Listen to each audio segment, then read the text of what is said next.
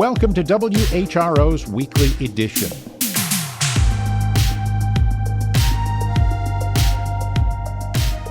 I'm Doug Boynton. In this week's program, honoring the lost souls of the Atlantic, Nick McNamara chats with the woman who founded Hampton's Remembrance. Betting on buses to boost business. Ryan Murphy investigates the dream. So it's critically important for Chesapeake now to start considering mass transit because make sure that when we're talking to companies, we can give them the access to the workforce that they need. And May's health buzz, Virginia's new birth control rules, and Chesapeake's heart surgery debut. We'll talk with Mechelle Hankerson. But first, this news update from NPR.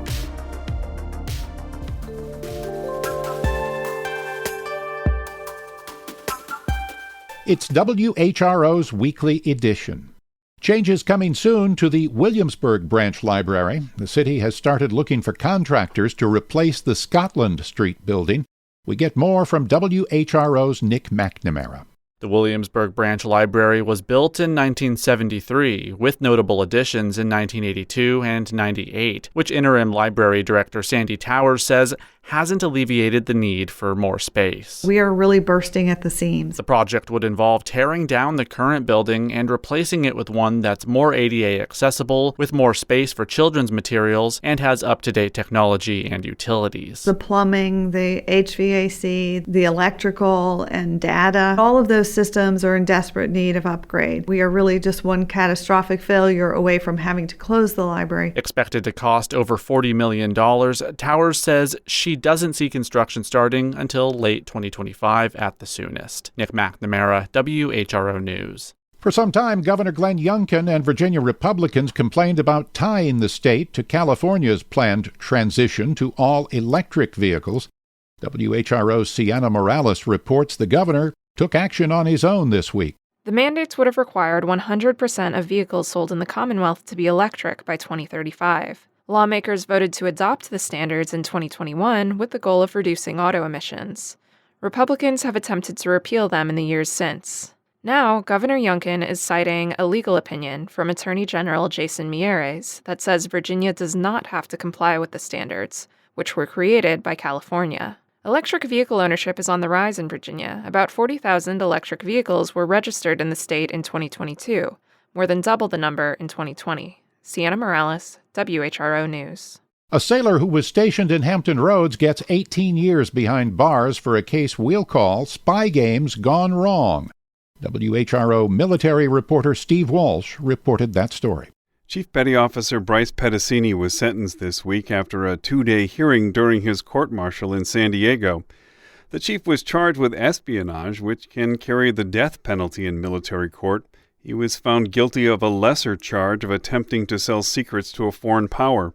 In addition to his 18-year sentence, Pedicini will be dishonorably discharged and reduced to the lowest rank in the Navy. Most of the crimes he was accused of happened while he was stationed in Hampton Roads from 2022 to early 2023. The head of NCIS, Omar Lopez, called his crimes a betrayal of his country. In court, Pedicini's military attorney said he believed he was writing papers for a client in Japan. The chief is the third sailor to be charged with selling Navy secrets in the last year. Steve Walsh, WHRO News.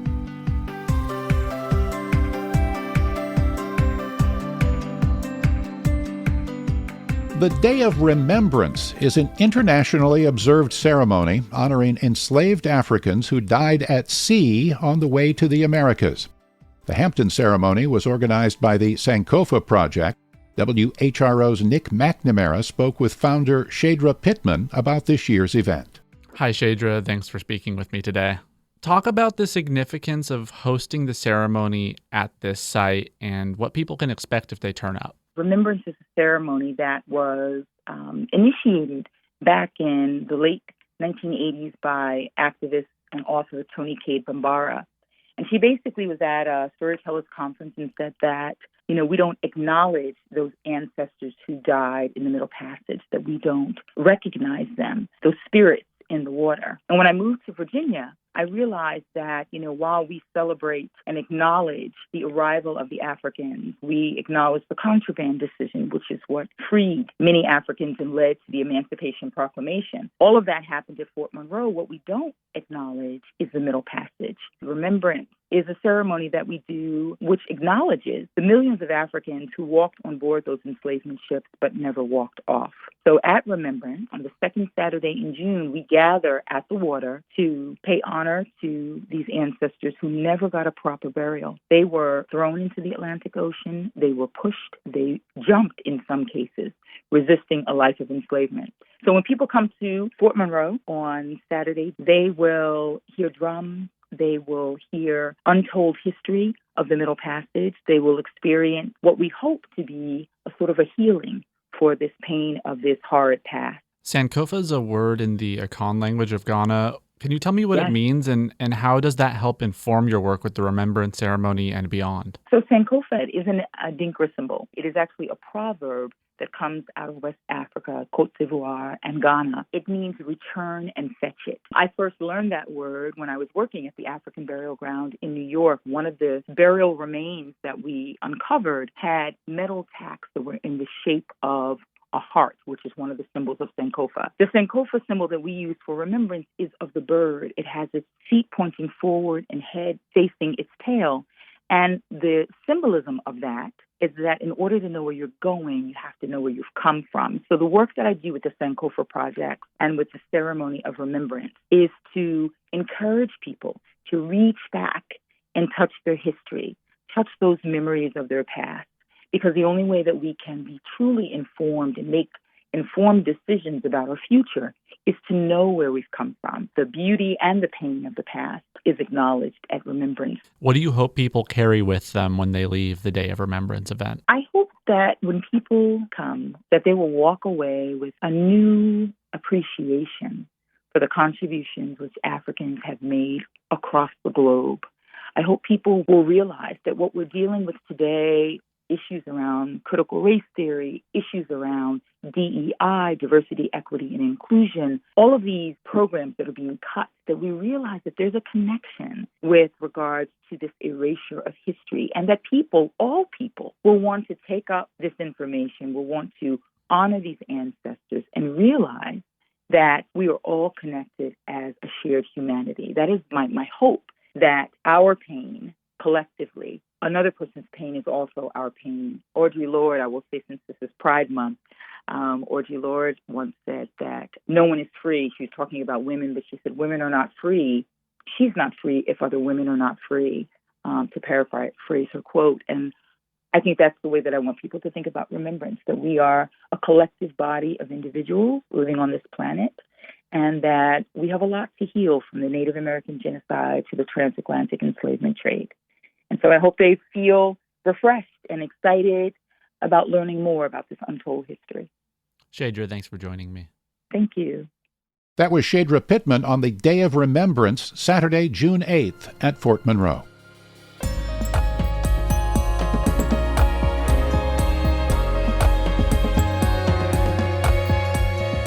The Pewsville Civic League in Suffolk received a $20,000 grant from the Mid-Atlantic Climate Action Hub.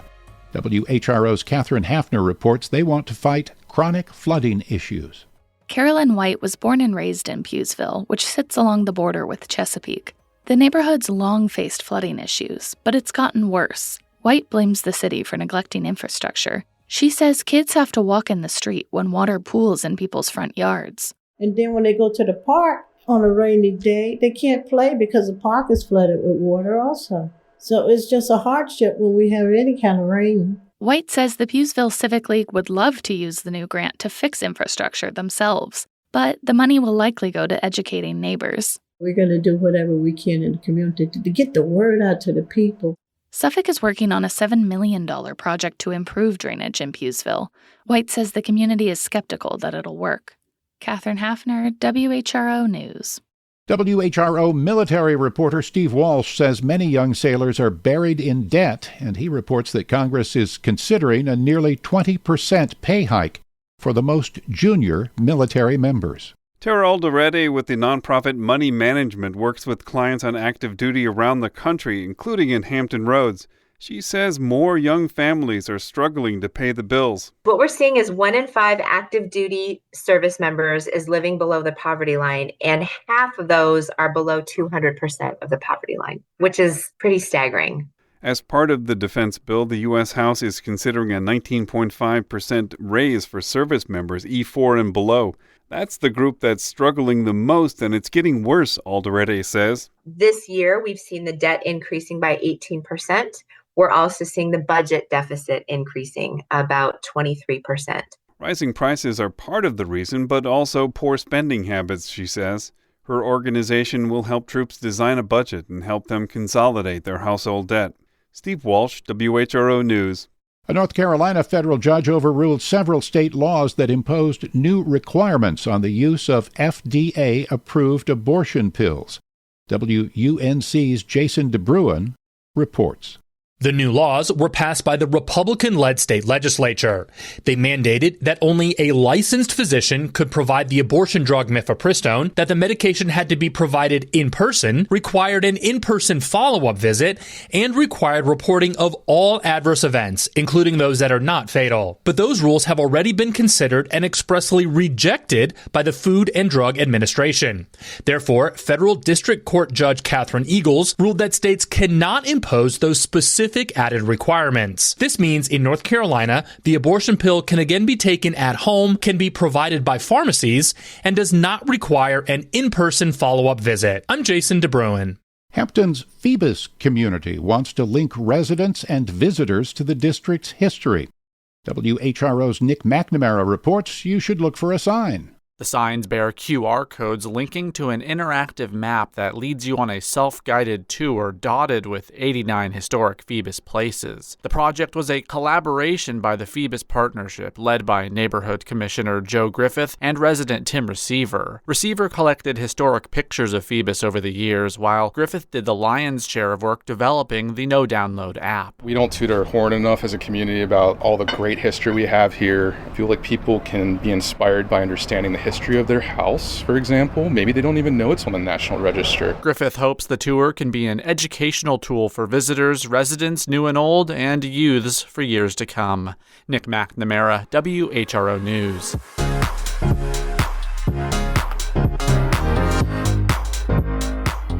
This is WHRO's Weekly Edition. Remember, for any stories you've missed, you can visit us on the WHRO smartphone app or all social media platforms.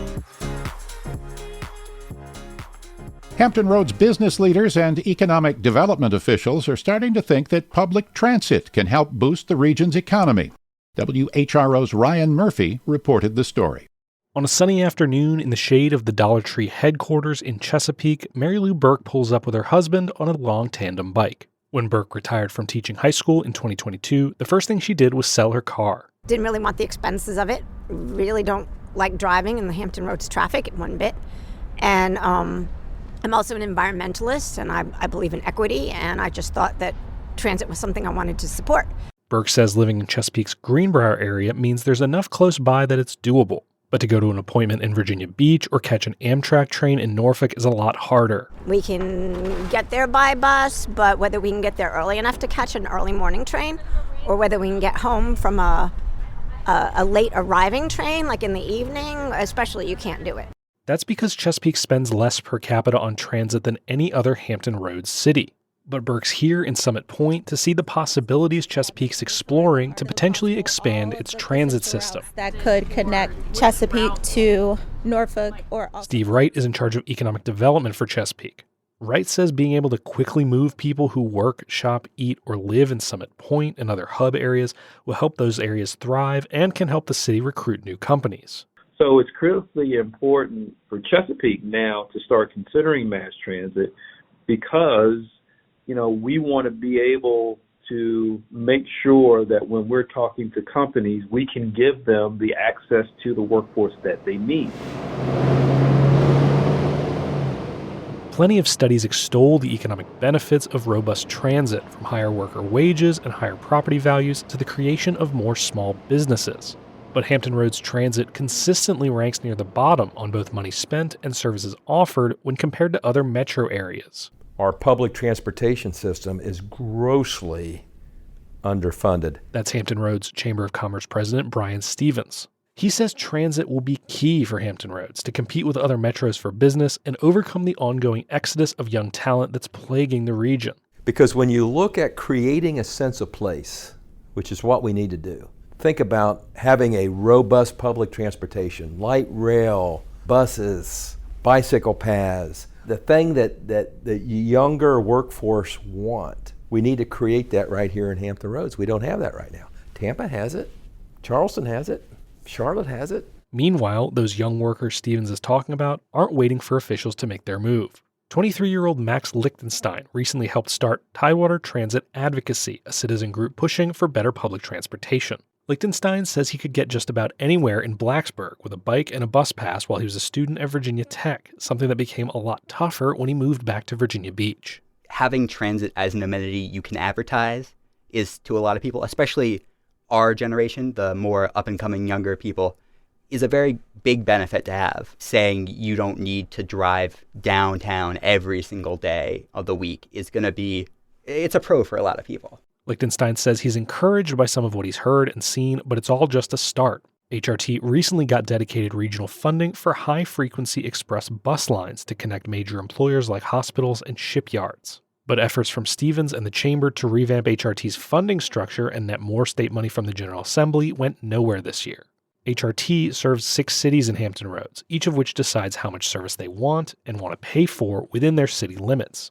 The lowest in the region is Chesapeake, where Mary Lou Burke is going without her car. The city spends $11.33 per capita on HRT services every year. Ryan Murphy, WHRO News.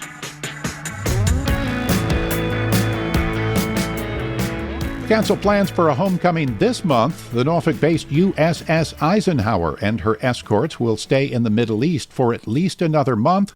WHRO's Steve Walsh reported the story. The aircraft carrier, with its crew of nearly 6,000 sailors and aviators, will remain in the Red Sea and the Eastern Mediterranean for now. The carrier was expected to return home this month after 7 months at sea. USS Eisenhower left Norfolk in October, just after the war in Gaza broke out. The carrier has been central to the operation to defend Israel against a retaliatory strike from Iran. The carrier with its strike group have shot down a consistent barrage of missiles and drones, making it one of the most active deployments since the Vietnam War.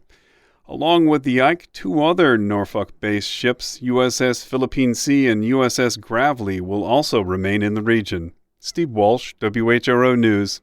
Norfolk's Chrysler Museum is the last stop in the U.S. for the first large-scale presentation of Canadian Indigenous art. Kate Nowak reports for WHRO. The Early Days exhibit showcases art between the 18th century and today. Much of the art and the themes are not determined by national borders. Here's Chelsea Pierce, the Chrysler's McKinnon Curator of Modern and Contemporary Art. There's a really difficult legacy in terms of contact. You know, touch, it can be such an intimate, beautiful thing, a caress, but it can also be this physical blow that does violence. The various paintings, sculptures, photographs, and mixed media pieces will return to Canada after September. Kate Nowak, WHRO News.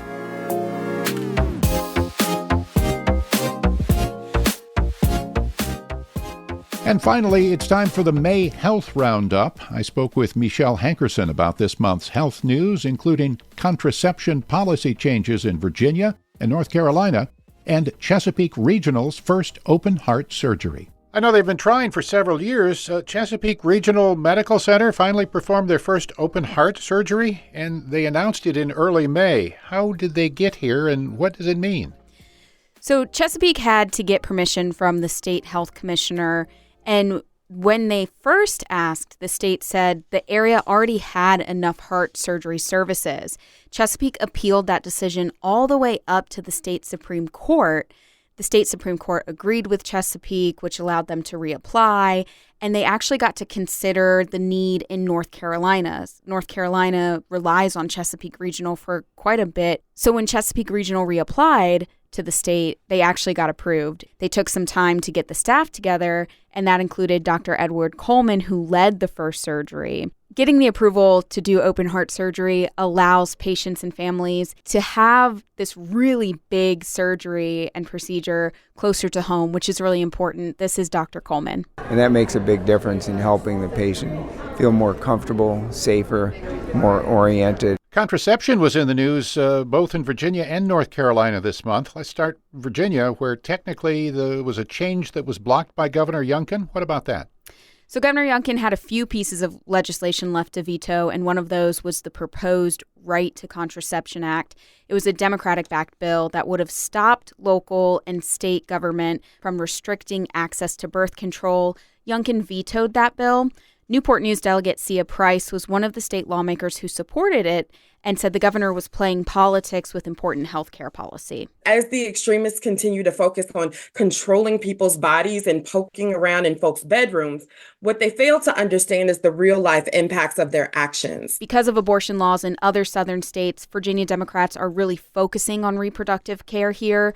Virginia is the last southern state with the longest window to get an abortion, and right now has no major restrictions on birth control access for adults. What about North Carolina? State health officials there changed the rules so people could actually access birth control over the counter, so they made it easier to get birth control. Usually, if you want birth control pills or patches, you have to go to a doctor, get a prescription, and that can be really hard if you live in something called a maternal health desert.